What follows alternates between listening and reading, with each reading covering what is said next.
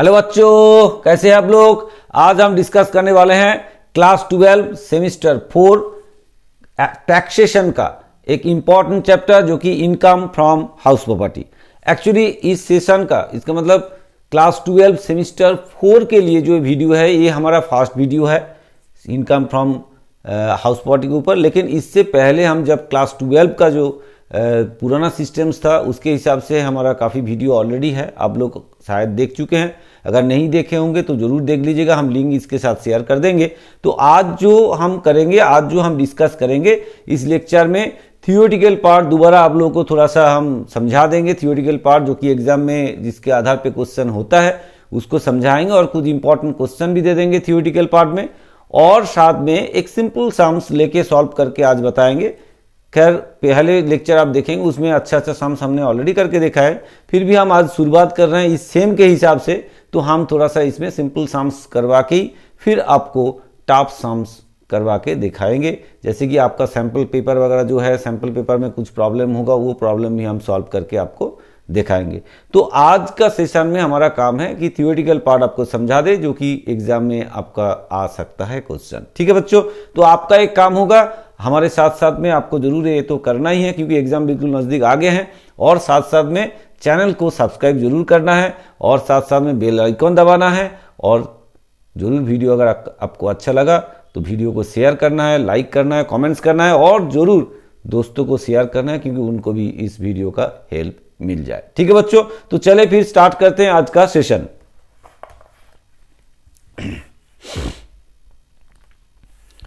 तो आज हम शुरू कर रहे हैं इनकम फ्रॉम हाउस प्रॉपर्टी। ठीक है, थोड़ा जान लेते हैं। हम इसमें बंगाली भी साथ साथ में दिए हैं, जो लोग बंगाली में लिखने वाले हैं उनके लिए बंगाली हमने दे दिए हैं। যারা বাংলায় লিখছো তাদের জন্য আমি বাংলায় নোটসটাও দিয়েছি, তোমরা বাংলায় নোটসটাকে খাতায় কপি করে রাখতে পারো, স্ক্রিনটাকে पॉज करे अथवा स्क्रीनशॉट करे रेखे परे तुम लिखे नीते पारो। ठीक है बच्चों, तो फिर स्टार्ट करें।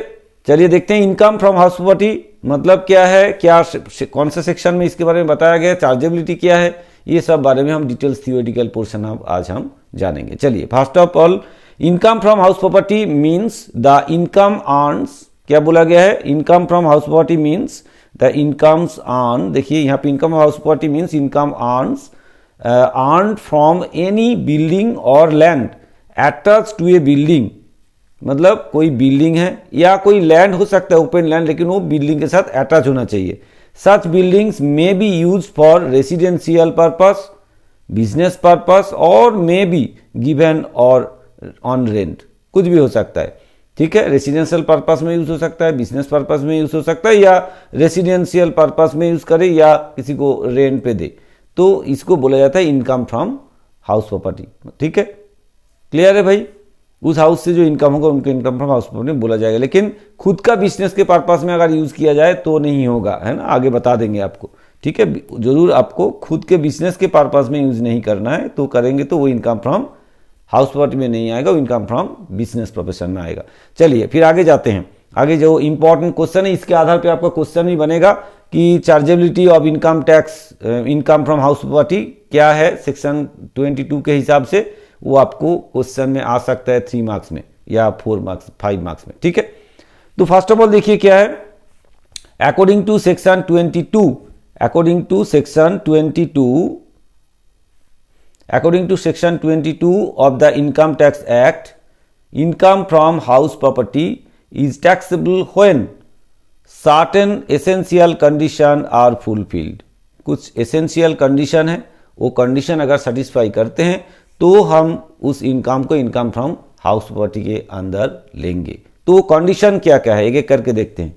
फर्स्ट कंडीशन देखिए, फर्स्ट कंडीशन क्या बोला गया है, first there must be a house property, must be एक हाउस प्रॉपर्टी होना चाहिए। First of all the term house property includes any building और land attach to the building. मतलब हाउस प्रॉपर्टी का मतलब क्या है, एनी बिल्डिंग हो सकता है या उसी बिल्डिंग के साथ जुड़ा हुआ कोई लैंड भी हो सकता है।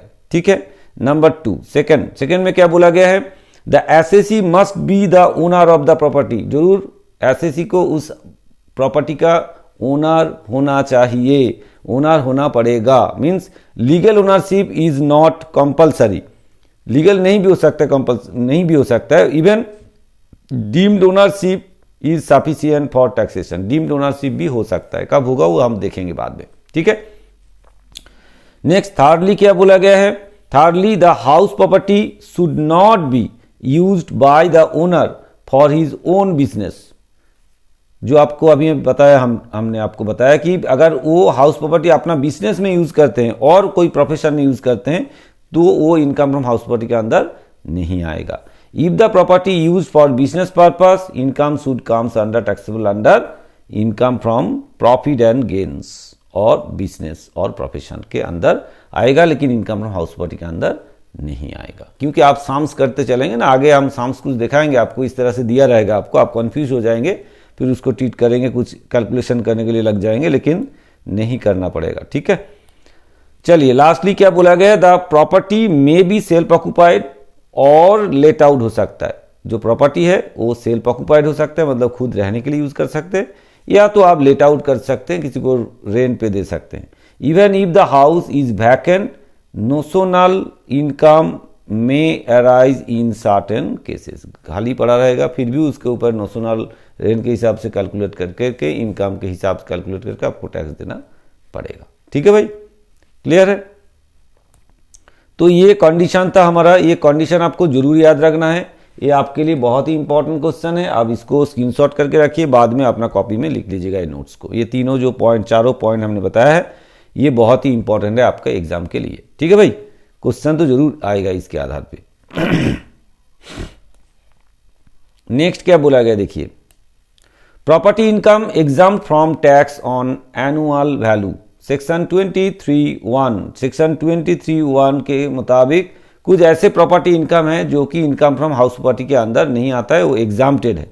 कौन सा है ये ऐसे एग्जाम्प्टेड, देखिए, annual value means the potential yearly income which a house property can responsibly reasonably be expected to earn, उसको बोला जाता है एनुअल वैल्यू, ठीक है।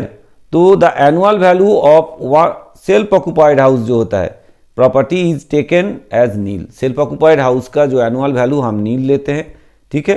Therefore no income is charged to tax from such property, ठीक है। उस प्रॉपर्टी का जो इनकम तो ऐसे भी नहीं होगा, सेल्फ ऑक्युपाइड है, तो उसका कोई टैक्स में चार्ज नहीं होगा।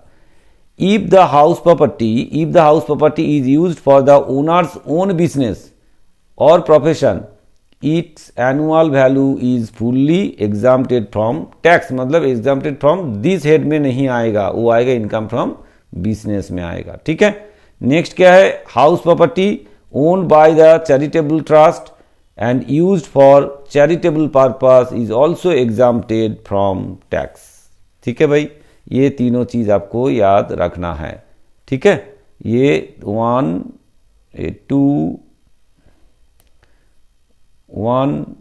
2 और 3, ठीक है। ये तीनों केस में ये हाउस प्रॉपर्टी एग्जाम्प्टेड है एनुअल वैल्यू से, ठीक है भाई, क्लियर है, क्लियर। आगे बढ़ते हैं, हमने बिल्कुल टॉपिक वाइज दिए जिसके ऊपर आपको क्वेश्चन बन सकता है एग्जाम में। Now computation of income from let out house property, जो लेट आउट किए हुए हैं उसके लिए हम किस तरह से कंप्यूट करें, कैसे income from house property calculate करें लेट आउट प्रॉपर्टी के लिए, उसके बारे में थोड़ा सा हम जानकारी ले लेते हैं। चलिए क्या बोला गया है, for a let out house property income is computed in the systematic manner. एक सिस्टमेटिक वाइज होगा, स्टेप बाय स्टेप होगा, आपने पहले वीडियो देखा है तो आपको पता ही है, तो इसमें हम थोड़ा सा आपको बता दे रहे हैं, बाद में हम साम्स करके भी आपको दिखाएंगे कैसे कैसे स्टेप बाय स्टेप में होता है। तो फर्स्ट काम क्या होगा, फर्स्ट काम होगा आपका ग्रॉस एनुअल वैल्यू कैलकुलेट करना, जीएवी जिसको बोला जाता है, उसको कैलकुलेट किया जाता है। तो जीएवी कैसे कैलकुलेट होता है, GAV is the higher of expected rent and actual rent, ठीक है, रिसीव्ड और रिसीवेबल, इसके आधार पे आपका जीएवी कैलकुलेशन होता है। नेक्स्ट आता है वैकेंसी एडजस्टमेंट। अगर कोई वैकेंसी रह गया, मतलब कुछ महीना खाली रह गया घर, तो उसके लिए कुछ जो पार्ट, जितना पार्ट आपका, जितना टाइम आपका वैकेंसी रह जाएगा, उसके लिए जो लॉस होगा वो उसके साथ एडजस्ट किया जाएगा, जीएवी के साथ एडजस्ट किया जाएगा, ठीक है। नेक्स्ट क्या है, from the gross annual value municipal taxes paid by the owner. जितना म्यूनिसिपल टैक्स ओनर ने पेड किया है, ओनर को ही पेड करना है, अगर ड्यू है या टेनेंट ने दिया है तो उसको कंसीडर नहीं करना है। तो जितना म्यूनिसिपल टैक्स ओनर ने पेड किया है वो हम ग्रॉस एनुअल वैल्यू से माइनस करेंगे, तो हमारे पास आ जाएगा नेट एनुअल वैल्यू, जिसको एनएवी बोला जाता है। तो इसका मतलब है NAV equal to gross annual value minus municipal tax. ये है हमारा स्टेप्स, इस स्टेप्स के स्टेप वाइज हम करेंगे। इसके बाद आएगा क्या, इसके बाद करना है कि फ्रॉम एनएवी आपको कुछ डिडक्शन मिलता है अंडर सेक्शन 24 में, जो कि आपको डिडक्ट करना है। क्या आता है उसमें, स्टैंडर्ड डिडक्शन कितना, equal to 30% of net annual value under section 24A में। This deduction is allowed irrespective of the actual expenses incurred by the owner. अगर खर्चा करे ना करे इसका कोई मतलब नहीं है, 30% उसको सीधा सीधा छूट मिल जाएगा। और एक चीज़ आपको छूट मिलेगा जो कि इंटरेस्ट ऑन बोरोड कैपिटल, मतलब जो लोन आपने लेके घर बनाए हैं या घर को रिपेयर कर किए हैं अंडर सेक्शन 24B में, वो आपको छूट मिल जाएगा। ठीक है, तो loan may be taken for the purpose of construction, repair, renewal और reconstruction of the house property. ठीक है, सो प्री कंस्ट्रक्शन पीरियड जो इंटरेस्ट है is excluded here as per the syllabus. हमारा जो सिलेबस हिसाब से वो वाला नहीं है आपका, है ना, तो इसलिए हमने इसके अंदर नहीं लिए हैं। ग्रेजुएशन में जाएंगे तो जरूर वो रहेगा। ठीक है ना, तो चले आगे।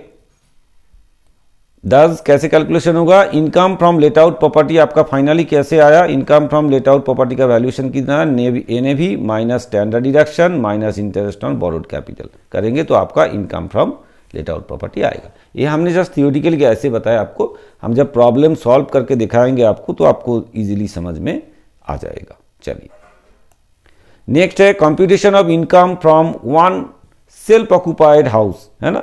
अगर सेल्फ ऑक्यूपाइड हाउस है तो उसका किस तरह से हम कंप्यूट करें, इसके लिए सीधा सीधा कोई झंझट की बात नहीं है।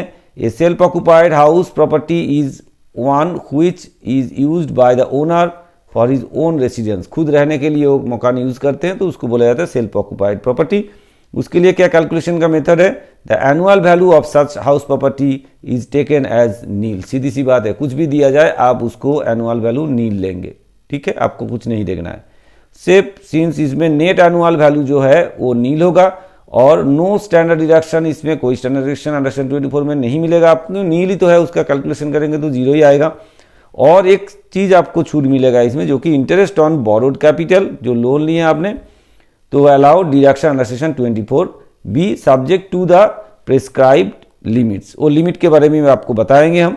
ठीक है, तो फिर income from self occupied house property का कैसे कैलकुलेशन होगा, नेट एनुअल वैल्यू नील होगा minus interest on borrowed capital. In generally क्या होता है, अगर इंटरेस्ट जाता है तो नेगेटिव में ये आता है। ठीक है, काफी है, समझ में आया। नाउ एक important part, conditions of taxability of unrealised rent. अगर अनरियलाइज्ड रेंट रहेगी, अनरियलाइज्ड रेंट का क्या मतलब है, unrealised rent means that part of the rent which could not be recovered by the landlord from the tenant even though the property was let out. ठीक है, property को let out में हमने दिए थे लेकिन कुछ रेंट आपने कलेक्ट नहीं कर पाए, आप बंदोबस्त बहुत कुछ किए लेकिन फिर भी कलेक्ट नहीं कर पाए, तो उसके केस में क्या होगा। As per the income tax act unrealised rent generally not taxable provided certain condition are satisfied. अगर कुछ कंडीशन इसमें दिया, अगर वो कंडीशन सेटिस्फाई करते हैं तो टैक्स से आपको अनरियलाइज्ड रेंट के ऊपर टैक्स आपको नहीं देना पड़ेगा, वो आपको छूट मिलेगा। सीधी सी बात है। तो क्या है वो कंडीशन, उसके बारे में हम एक बार देख लेते हैं क्या क्या कंडीशन है। फर्स्ट कंडीशन क्या बताया गया आपको, फर्स्ट आपको बताया गया कि भाई the tenancy must be genuine, मतलब कोई फेक टेनेंसी नहीं होना चाहिए। The tenancy should be a real and bona fide tenancy and not a fictitious और फेक एग्रीमेंट। कोई फेक एग्रीमेंट बना के आप दिखा देंगे कि ऐसे था, हमें नहीं मिला है तो उससे छूट ले लेंगे, ऐसा नहीं होगा।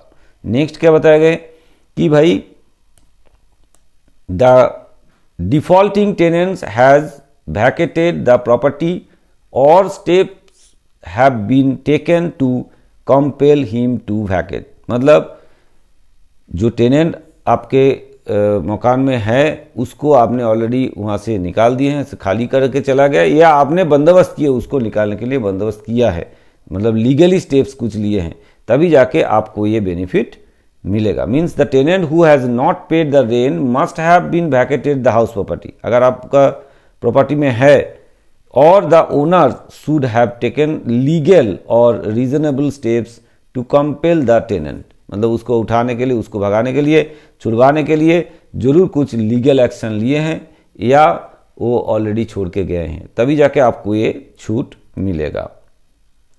नेक्स्ट क्या बताया गया आपको? नेक्स्ट है the tenant is not in occupation of any other property of the SSC. मतलब आपका एक मकान में उसने तो रेंट दी ही नहीं है, दूसरे आपका एक मकान था उसमें वो ऑलरेडी ऑक्यूपाई करके बैठे हैं। अगर ऐसे होता है तो भी आपको नहीं मिलेगा छूट। Number 4, the assessee has taken all reasonable steps to recover the rent. आपने हर तरीके से लीगल स्टेप्स लिए हैं कि आप रेंट को रिकवर कर पाए उससे, मतलब ओनर जरूर रिकवर करने के लिए, रेंट रिकवर करने के लिए लीगली स्टेप्स लिए हैं। नेक्स्ट क्या बोला गया है? The rent could not be realise despite reasonable efforts. आपने बहुत ट्राई कर लिए, बहुत अपना तरीका अपना लिए, फिर भी आपको रेंट रियलाइज नहीं हुआ, तो इस केस में आपको छूट मिलेगा। Now come to the point. Now taxability क्या होगा? Now if all the above, अभी जो बताया हमने, if all the above condition are satisfied unrealised rent is not included in gross annual value. तो ग्रॉस एनुअल वैल्यू से उसको less कर दिया जाएगा, मतलब नहीं लिया जाएगा। ठीक है, इसका मतलब है ये नॉट टैक्सेबल होगा। क्लियर? लेकिन हाउएवर देखिए, if unrealised rent is recovered in any subsequent year, अगर बाद में कोई ईयर में वो अनरियलाइज्ड रेंट आपने कलेक्ट कर लिया, उनसे मिल गया आपको, so it will be taxed as income from house property. ठीक है, इन द दैट ईयर, जिस साल में आपको मिलेगा उसी साल में आपको इनकम फ्रॉम हाउस प्रॉपर्टी के अंदर लेना पड़ेगा। ये बताया गया आपको सेक्शन 25A में, इरेस्पेक्टिव ऑफ ओनरशिप। आपका ओनरशिप है नहीं है कोई मतलब नहीं है, आप जिस साल में आपको वो पैसा मिलेगा उसके ऊपर उसी साल में आपको टैक्स देना पड़ेगा। क्लियर है भाई? क्लियर? ये था लगभग थियोरिटिकल पार्ट, बहुत ज़्यादा थ्योरी यहाँ पे नहीं है, मतलब यही क्वेश्चन आपको आ सकता है, तो ज़्यादा से ज़्यादा इतना ही होगा। हमने इसके ऊपर देखिए 2 मार्क्स का भी क्वेश्चन कुछ दे दिया, आप स्क्रीनशॉट करके रख दीजिए इसको। फिर हमने 3 मार्क्स का भी कुछ क्वेश्चन आपके लिए दिए हैं। ठीक है, ये भी आप लिख के रखिएगा और इसी हिसाब से तैयार कर लीजिएगा। और कुछ 5 मार्क्स का भी क्वेश्चन हमने आपको दिए हैं, जो कि आपका साम्स के साथ ऑल्टरनेटिव में ये सब क्वेश्चन आ सकता है। एक्स्ट्रा करके ऐसे भी नॉर्मली भी ऐसे क्वेश्चन आपको पूछा जा सकता है। ठीक है भाई, तो ये था हमारा थियोरिटिकल पार्ट। तो आज हम क्या करेंगे, आज वो स्ट्रक्चर तो आपको पहले वीडियो में भी आपको मिला होगा, हमारा बहुत सारे वीडियो पहले भी है, आपने देखा होंगे। तो आज हम साम्स के थ्रू ही आपको स्ट्रक्चर समझाते हुए चलेंगे, जो साम्स हम करेंगे अभी उसी के थ्रू ही आपको स्ट्रक्चर बताते हुए चलेंगे और करके आपको दिखाएंगे। ठीक है भाई, क्लियर है? चलिए आगे बढ़ते हैं। हमने एक प्रॉब्लम यहाँ पे देखिए लिए हैं, एक प्रॉब्लम आपके यहाँ पे लिए हैं और इसको सॉल्व करके आपको दिखाने वाले हैं। खैर ये प्रॉब्लम ज़्यादा टफ कुछ नहीं है, सिंपल प्रॉब्लम लिए हैं। चलिए देखते हैं क्या बोला गया है। Mister C owns 2 house properties, details of which are given. आपको दिया गया डिटेल्स, अब देखिए क्या बोला गया है। इसके ऊपर बोला गया हाउस प्रॉपर्टी 1 जो है, हाउस प्रॉपर्टी ए जो है वो लेट आउट है, उसका म्यूनिसिपल वैल्यू दिया गया है, फेयर रेंट दिया गया है, स्टैंडर्ड रेंट दिया गया, रेंट एग्रीड मतलब रेंट जो उसके साथ बात हुआ है मतलब मंथली रेंट है ये। Next the house remain vacant for 3 months, 3 months house vacant था। Next municipal tax paid 24,000 by owner नहीं पेड किए हैं। इंटरेस्ट ऑन बोरोड कैपिटल है 60,000। नेक्स्ट है हाउस प्रॉपर्टी बी है जो कि सेल्फ ऑक्यूपाइड है, उसका इंटरेस्ट ऑन हाउसिंग लोन दिया हुआ है 1,90,000। बाकी कुछ डिटेल्स ऐसे भी दिया नहीं है क्योंकि आपको अभी हमने बोला है इंटरेस्ट ऑन लोन ही यहाँ पे मेन मैटर है, बाकी तो नेट एनुअल वैल्यू आपका नील होगा। ऐसे भी काफ़ी सारे साम्स और भी आगे हम करेंगे, बहुत सारे डिटेल्स रहेगा और समझाते हुए हम चलेंगे, करवा के आपको दिखाएंगे। ये हमारा सिंपल साम्स है, बहुत ज़्यादा कुछ नहीं है, लेकिन हम इसमें स्ट्रक्चर को समझाने के लिए हम ये सिंपल साम्स आपको लिए हैं दिखाने के लिए, तो उसी को करके आपको हम अभी दिखाने वाले हैं। आप भी अपना कॉपी में स्ट्रक्चर बना लीजिए। जो लोग ऑलरेडी वीडियो देख चुके हैं, जो लोग ऑलरेडी प्रैक्टिस कर चुके हैं, उसके लिए तो कोई प्रॉब्लम नहीं है, वो तो आसानी से खुद ही सॉल्व कर पाएंगे प्रॉब्लम, खुद आप सॉल्व भी कर लीजिए, जो बच्चे को सॉल्व करना आएगा वो खुद कर लीजिए, फिर आप मिला लीजिए इस प्रॉब्लम को, ठीक है, सॉल्व करने इसके साथ। तो चलिए फिर पहले स्ट्रक्चर बना लेते हैं, उसके बाद फिर आगे बढ़ते हैं, ठीक है ना। चलिए पहले स्ट्रक्चर को बना लेते हैं। आप भी अपना कॉपी में स्ट्रक्चर बना लीजिए।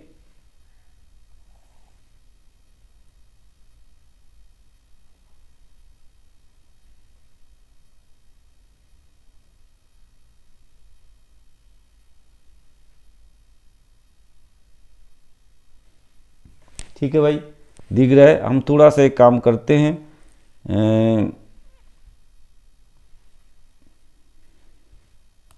इसको थोड़ा सा इस तरफ खींच देते हैं कि आपको दिखाई दे, है ना, ब्लॉक ना हो जाए। चलिए तो एक एक करके हम करेंगे। पहले लिख लेते हैं, हेडलाइन लिख देते हैं।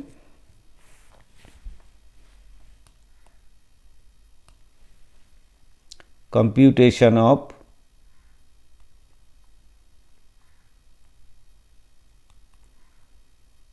इनकम फ्रॉम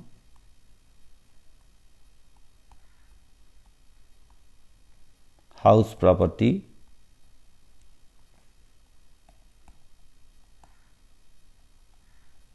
ऑफ मिस्टर, नाम क्या है देखिए, और mister C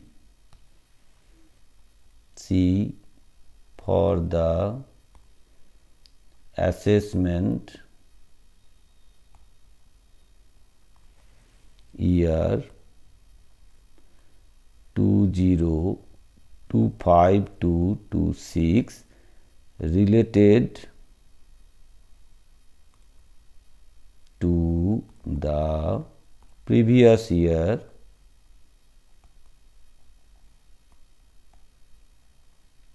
to 2024-25।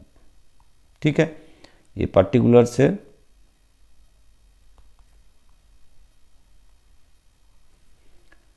Details amount, ठीक है, क्लियर, समझ में आया। ये स्ट्रक्चर बन गया। आप भी अपना कॉपी में स्ट्रक्चर बना लीजिए, फिर हम शुरू करते हैं प्रॉब्लम को सॉल्यूशन।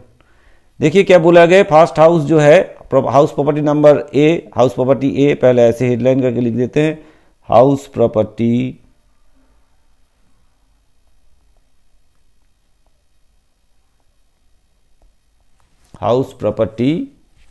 ए, ठीक है, हाउस प्रॉपर्टी ए, ब्रैकेट में लिख देते हैं लेट आउट, ठीक है, ये हाउस प्रॉपर्टी ए है और ये लेट आउट है, लेट आउट हाउस प्रॉपर्टी, ठीक है। तो इसके केस में किस तरह से हम स्टेप बाय स्टेप आगे बढ़ेंगे आपको थोड़ा सा हम दिखाने वाले हैं। क्या क्या दिए हैं, म्यूनिसिपल वैल्यू दिए हैं, फेयर रेंट दिए हैं। तो एक एक करके लिखे। म्यूनिसिपल वैल्यू, पहले आएगा म्यूनिसिपल वैल्यू,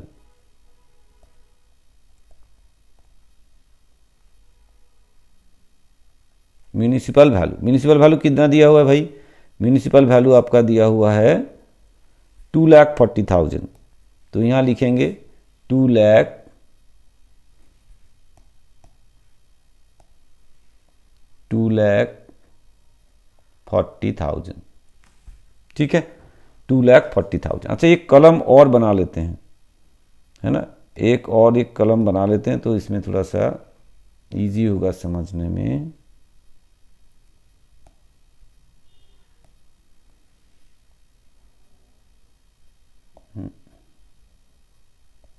इसको थोड़ा इधर कर देते हैं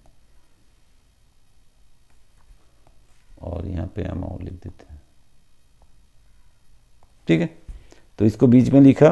फिर इसके बाद देखिए क्या बोला गया है, ये हमारा काम हो गया, म्यूनिसिपल वैल्यू ले लिया हमने। फिर इसके बाद फेयर रेंट, फेयर रेंट लेंगे,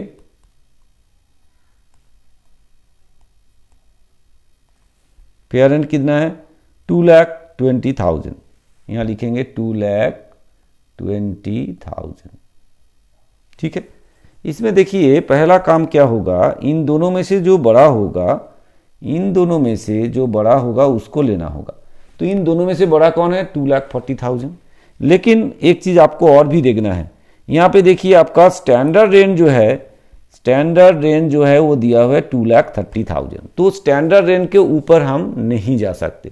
तो इसका मतलब है पहला काम क्या होगा, आपको ये municipal value and fair rent में कंपेयर करके जो बड़ा होगा उसको लेना होगा, जो बड़ा है उसको लेना है।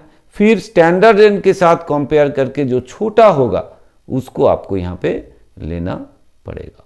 ठीक है भाई, स्टैंडर्ड रेंट के साथ कंपेयर करके जो इन दोनों में से जो बड़ा आया उसको लेके स्टैंडर्ड रेंट में जो आएगा, मतलब स्टैंडर्ड रेंट जितना है उसके साथ कंपेयर करके देखना पड़ेगा कौन सा छोटा है। तो इन दोनों में से क्या लेंगे हम थोड़ा सा इसको समझाने के लिए लिखे, इन दोनों में से हायर लेंगे। हायर जो लेंगे उसको हम क्या बोलेंगे, रीजनेबल एक्सपेक्टेड रेंट। जो अभी आएगा इसको बोलेंगे reasonable expected rent.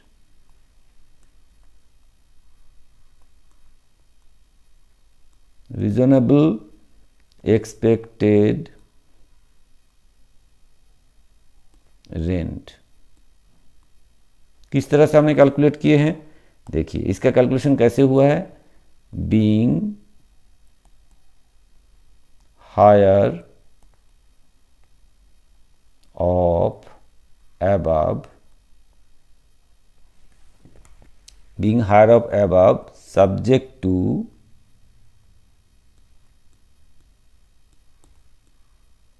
maximum of standard rent।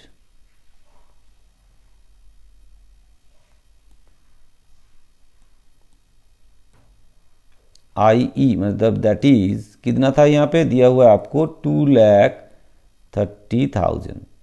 ठीक है भाई, 2,30,000 आपको दिया गया है स्टैंडर्ड रेंट। देखिए 2,30,000 आपका स्टैंडर्ड रेंट दिया गया है। तो आप देखिए इसमें से इन दोनों में से 2,40,000 और 2,20,000 में से लेंगे हम 2,40,000 को लेंगे। फिर 2,40,000 के साथ ये 2,30,000 को हम कंपेयर करेंगे, कौन सा छोटा है उसको लेना है। मतलब स्टैंडर्ड रेंट से ज़्यादा आप नहीं ले सकते as a reasonable expected rent. ठीक है, तो इन दोनों में से जो छोटा होगा 2,40,000 और 2,30,000 में जो छोटा होगा उसको लेना पड़ेगा। तो इन दोनों में से छोटा कौन है, आपको दिखाई दे रहा है, 2,30,000 आपको लेना पड़ेगा यहाँ पे। ठीक है भाई, क्लियर हुआ। तो पहला काम क्या है, इन दोनों में से जो बड़ा होगा, है ना, municipal value and fair rent में जो बड़ा होगा उसको लेंगे हम। उसके बाद उसके साथ कंपेयर करेंगे जो स्टैंडर्ड रेंट आपको दिया रहेगा। अगर इन दोनों में से जो छोटा होगा उसको लेना पड़ेगा आपको। ठीक है, तो आएगा आपका 2,30,000। इसके बाद क्या काम है, इसके बाद काम है आपका ये जो एक्सपेक्टेड रेंट आया है इसके साथ आपको क्या कंपेयर करना है, एक्चुअल रेंट, एनुअल रेंट। ठीक है ना, तो यहां पे देखिए ये तक कम हो गया, यहां तक काम हमने कर दिए हैं। अब रेंट एग्रीड मतलब मंथली रेंट जो है कितना, 20,000 करके। तो हम यहां लिखेंगे एनुअल रेंट। एनुअल रेंट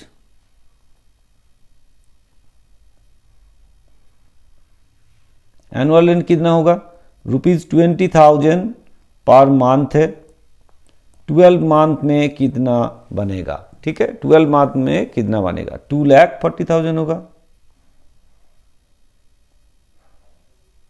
ठीक है भाई, 2,40,000 होगा। आप क्या करेंगे, इन दोनों में से जो हायर होगा उसको लेंगे। ठीक है, इन दोनों में से जो हायर होगा उसको अभी हम यहाँ पे नीचे लिखेंगे। 2,40,000 एंड 2,30,000 में जो हायर है उसको हम यहाँ पे नीचे लिखेंगे। कौन सा हायर है भाई, 2,40,000। अरे 2,40,000 हायर है। ठीक है, हम थोड़ा सा यहाँ पे ऐसे लिखेंगे, बीइंग हायर, थोड़ा डिफरेंट करने के लिए हम लिख रहे हैं बीइंग हायर। ठीक है, ये हायर जो है उसको हमने लिए हैं।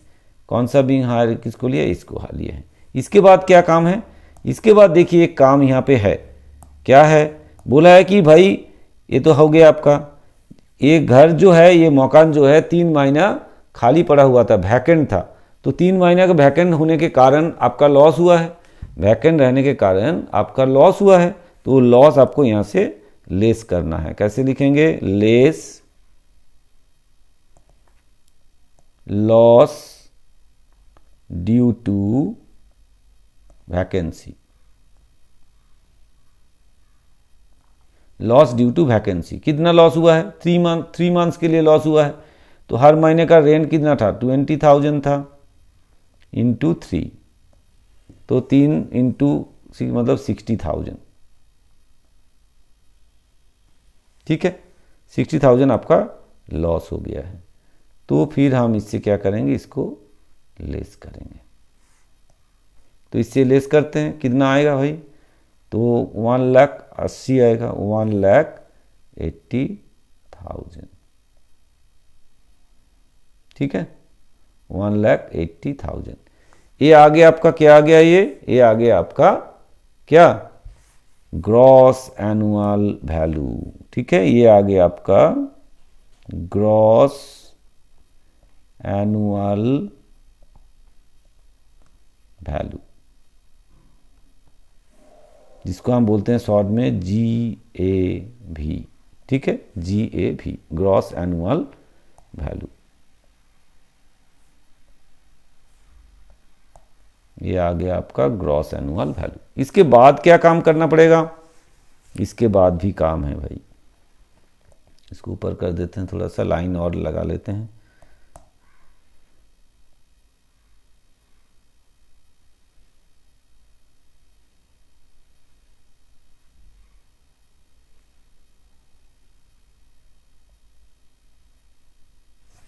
ठीक है, तो इससे हम क्या करेंगे? लेस करेंगे। क्या लेस करेंगे? लेस म्यूनिसिपल टैक्स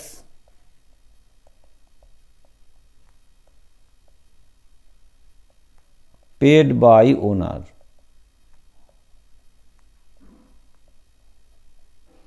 जितना म्यूनिसिपल टैक्स पेड किए हैं ओनर ने, वो आपको छूट मिलेगा। देखिए कितना पेड किए हैं, यहां तक काम हो गया। Municipal tax paid by owner कितना? 24,000, तो ये 24,000 उसको छूट मिल जाएगा, तो ये हो जाएगा 24,000, ठीक है भाई। 24,000 उसको म्यूनिसिपल टैक्स छूट मिल जाएगा। तो कितना बनेगा? देखिए 1,80,000 से 24,000 आपको 1,80,000 से 24,000 आपको माइनस करना है, तो 1,56,000।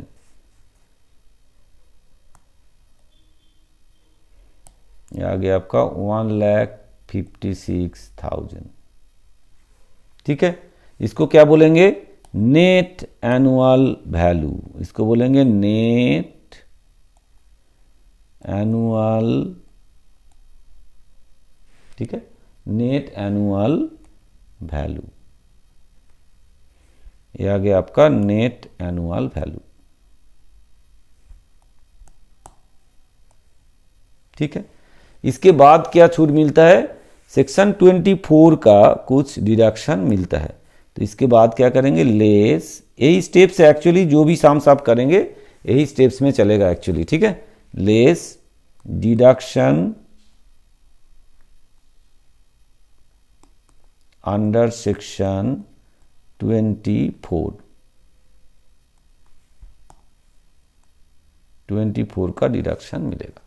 क्या डिडक्शन मिलेगा? एक एक करके करते हैं। Number 1, standard deduction. Standard deduction under section 24A। इसमें क्या मिलेगा? 30% ऑफ नेट एनुअल वैल्यू,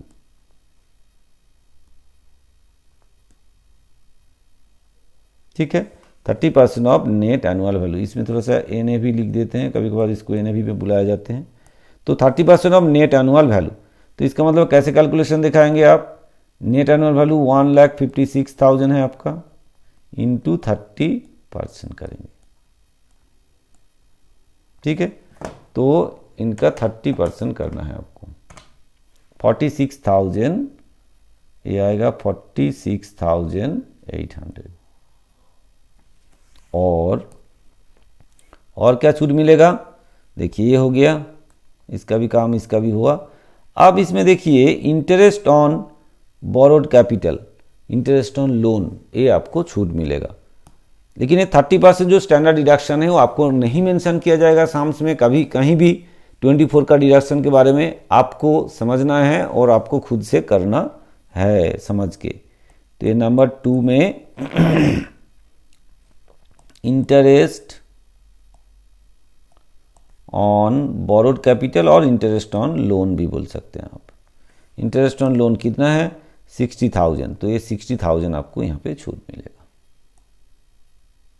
ठीक है भाई, तो इनको जोड़ते हैं, जोड़ के बाहर करते हैं तो कितना आ जाएगा 46 मतलब 1,06,106,800। ठीक है, अच्छा इसको थोड़ा सा ऊपर लिख दिया क्या हमने,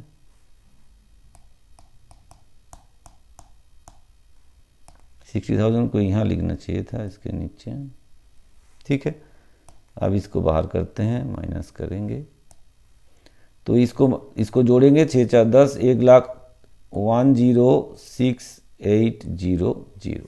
ठीक है, तो ये डिडक्शन देने के बाद इसको हम बाहर कर देंगे, जो बचेगा वो होगा आपका टैक्सेबल, क्या होगा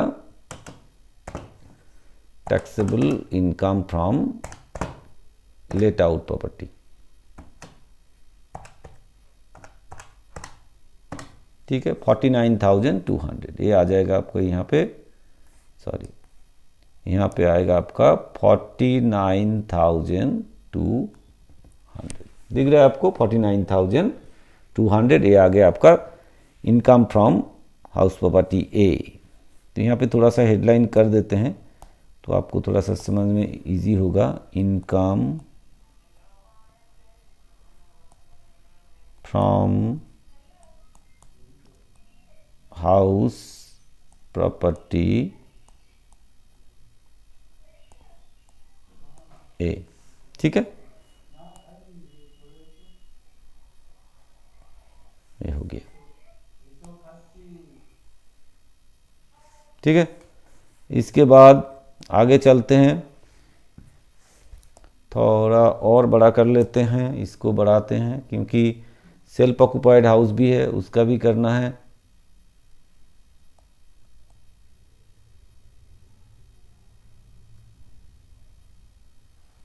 चलिए, फिर house number 2, house property B. ठीक है, सेल्फ ऑक्युपाइड,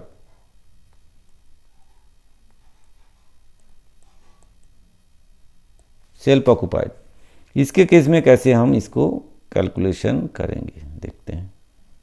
इसके केस में बिल्कुल इजी है, कोई झंझट नहीं है इसमें, सीधी सी बात है।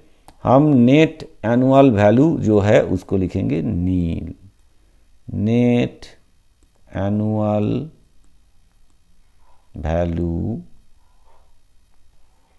मतलब एनए भी इसका नील होगा, कुछ नहीं देखना आपको, सीधा सीधा नील होगा। ठीक है, अब इसमें डिडक्शन मिलता है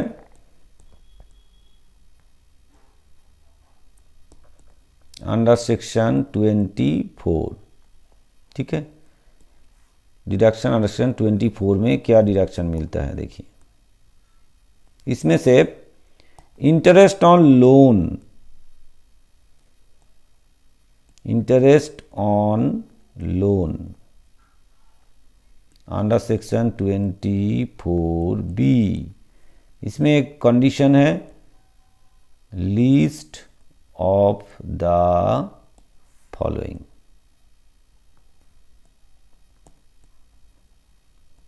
क्या है लिस्ट ऑफ द फॉलोइंग, क्या क्या है? फर्स्ट ऑफ ऑल देखिए यहाँ पे इंटरेस्ट ऑन लोन कितना है, इंटरेस्ट ऑन लोन है आपका 1,90,000। तो यहाँ पे दो चीज़ एजम्पशन की बात है, एक है कि अगर ये लोन हमने किस बात के लिए लिए हैं, हाउस को रिपेयर करने के लिए लिए हैं या हाउस खरीदने के लिए या हाउस बनाने के लिए, मतलब मकान बनाने के लिए। अगर हम मकान बनाने के लिए लेते हैं तो मैक्सिमम इंटरेस्ट हमें अलाउड है 2 लाख छूट मिलेगा। अगर हम रिपेयर के लिए करते हैं तो हमें मैक्सिमम 30,000 मिलेगा। तो इस केस में हम इसको एज्यूम कर लेते हैं फॉर कंस्ट्रक्शन, कुछ नहीं बताए गए हैं तो हम मान लेते हैं कंस्ट्रक्शन के पर्पस में, ये हमारा एजम्पशन है। तो अगर एजम्पशन कर लेते हैं तो उस हिसाब से कैसे करेंगे, देखिए यहाँ पे ए लिस्ट ऑफ द फॉलोइंग में क्या क्या कंडीशन है। Number 1, actual interest on loan,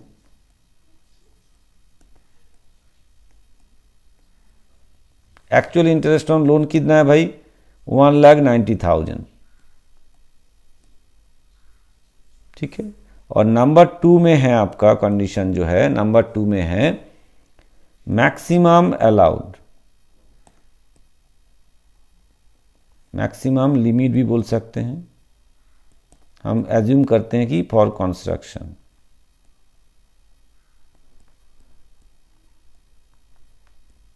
ठीक है। तो ये है आपका 2 लाख, कंस्ट्रक्शन पर्पस में होगा तो आपको 2 लाख छूट मिलेगा, मैक्सिमम अलाउड है। ये आपको कहीं लिखा नहीं रहेगा, आपको प्रॉब्लम में नहीं दिया जाएगा, आपको समझ के ही करना पड़ेगा, ठीक है। तो अगर ये रिपेयर पर्पस में होता तो हम यहाँ पे 30,000 लिखते। तो इन दोनों में से जो छोटा होगा, इन दोनों में से जो छोटा होगा उसी को आपको कंसीडर करना है और यहाँ पे लेना है। तो यहाँ पे छोटा कौन है भाई, 1,90,000 इसमें दोनों में से छोटा है। तो आप क्या करेंगे, इसको एक्चुअली ये माइनस हो रहा है, ठीक है, ये माइनस हो रहा है, तो इसको माइनस करेंगे तो हमारा रिजल्ट भी क्या आएगा, माइनस में ही आएगा। नील से आप 1,90,000 माइनस करेंगे तो भाई माइनस में ही तो आएगा ना, माइनस 190,000 आएगा। तो ये आएगा आपका, ये आएगा आपका माइनस में, माइनस 1,90,000, ठीक है भाई, ये दिख रहा है आपको, क्लियर। तो इसके सीधा लिखेंगे इनकम फ्रॉम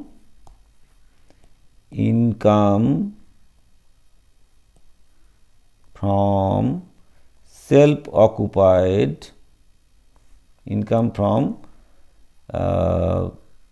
हाउस प्रॉपर्टी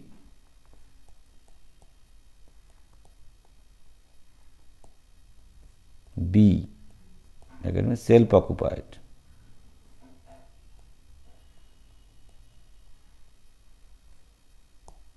ठीक है, ये हो गया सेल्फ ऑक्युपाइड हाउस का इनकम।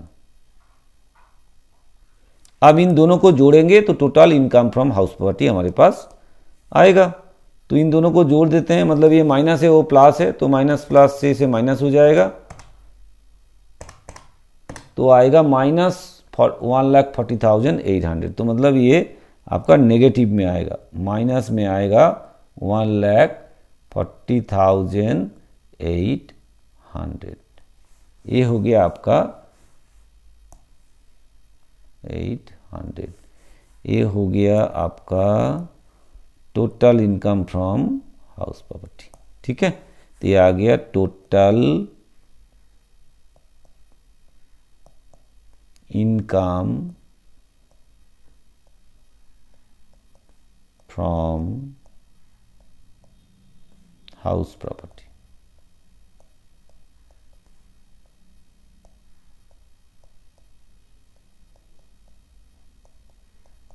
ठीक है भाई। ये हो गया टोटल आपका इनकम फ्रॉम हाउस प्रॉपर्टी।